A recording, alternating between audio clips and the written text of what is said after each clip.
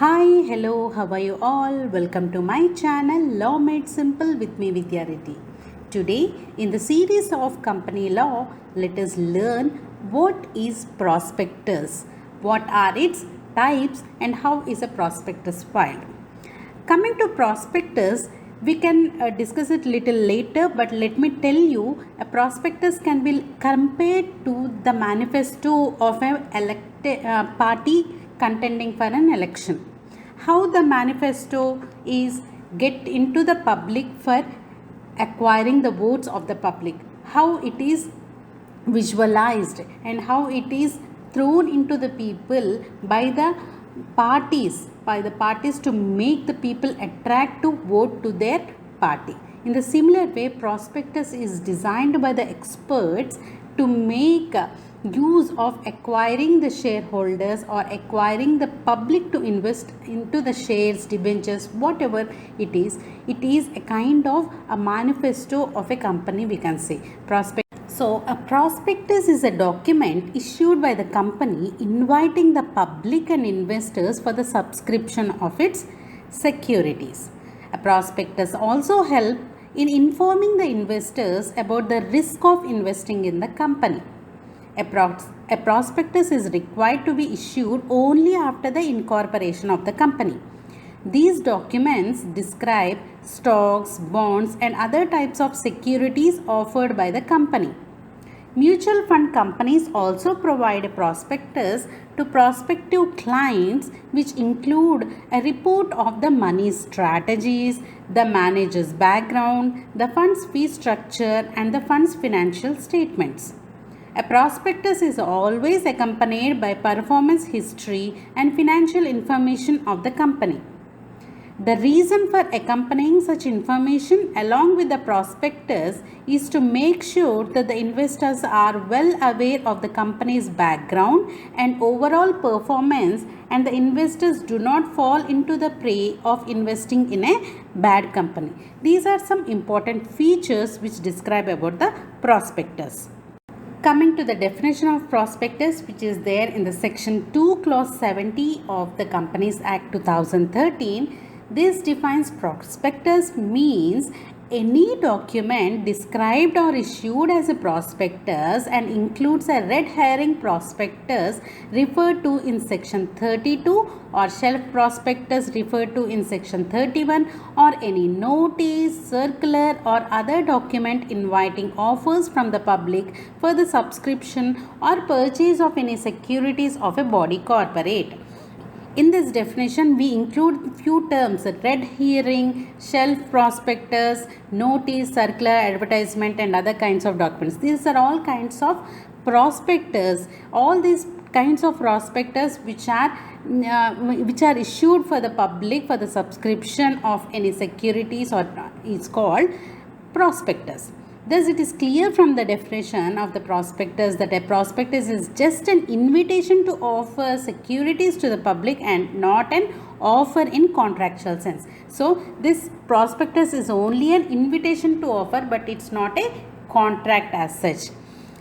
Companies that require to issue a prospectus. Who are the companies that are required to issue? A public listed company that intends to offer shares or debentures can issue a prospectus.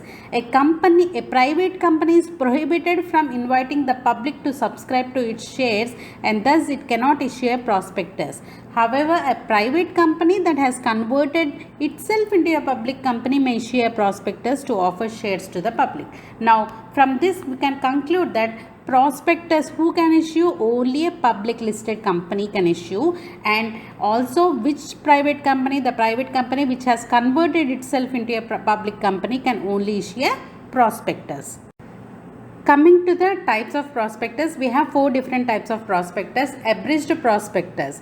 According to Companies Act, section 2 clause 1 of this act, abridged prospectus is nothing but the summary of the prospectus which is filed to the registrar and SEBI for its regulations and specifications. The prospectus which is completely big is turned into a abridged prospectus by giving only its summary and salient features. The summary and salient features of the big prospectus is nothing but the abridged prospectus. So, Who makes the regulations? SEBI makes the regulations. SEBI is nothing but Securities Exchange Board of India. So, according to section 33 of the Act, the company cannot issue an application form for the purchase of securities unless abridged prospectus is made.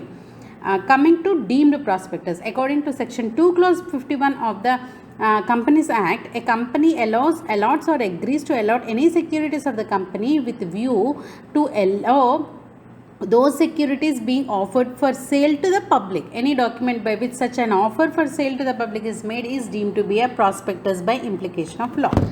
And coming to shelf prospectus. Shelf prospectus means having certain validity to that prospectus.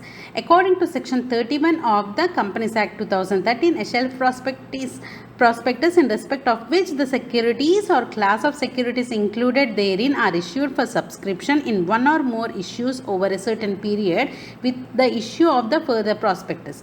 Only the companies which have been prescribed by the SEBI can issue the prospectus with the registrar.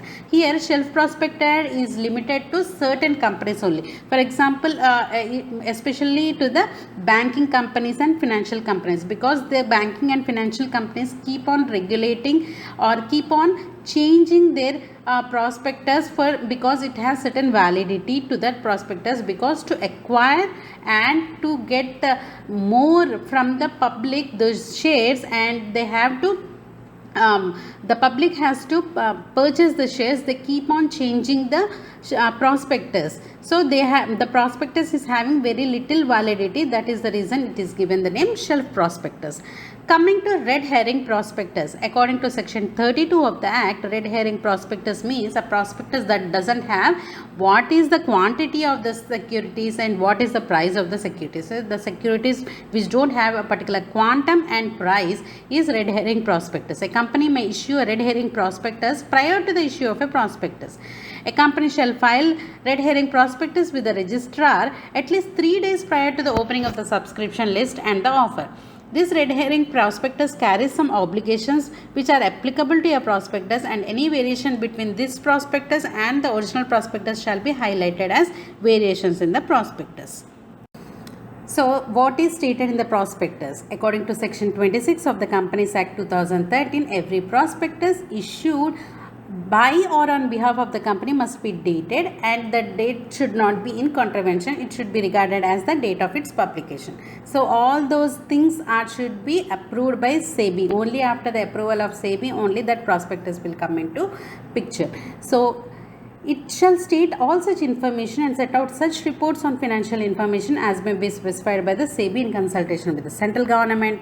A copy of the prospectus should be signed by every director or proposed director or agent and must be delivered to the registrar on or before of the date of publication. And every prospectus which is issued to the public should mention that a copy of prospectus along with the specified documents have been filed to the registrar. So the public should know that every prospectus is issued to the public should have all these documents which are filed with the registrar. And if the prospectus includes a statement made by an expert, the expert must not be engaged or get interested in the company. So expert should not have any interest in the company. So and we should also get a written consent from the expert that he written consent before the issue of the prospectus with the statement. And the prospectus must not be issued more than 90 days after the date on which the copy thereof is delivered to the registration. So it must be everything before 90 days. And a prospectus shall make a declaration about the compliance of the provisions of the Act, and nothing contained in the prospectus is in contravention to the Companies Act or Securities Contract Regulation Act 1956 or SEBI Act 1992.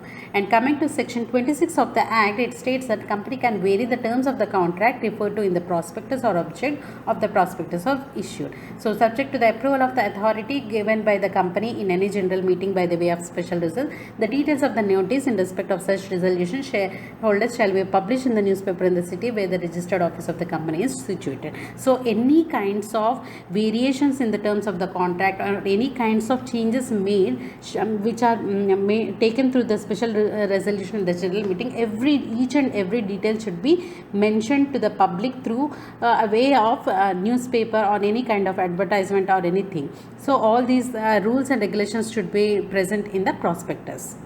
As such, we have come to the end of the session. It's riddle time. Please answer the riddle in the comment section. Please like, share and subscribe. Thank you.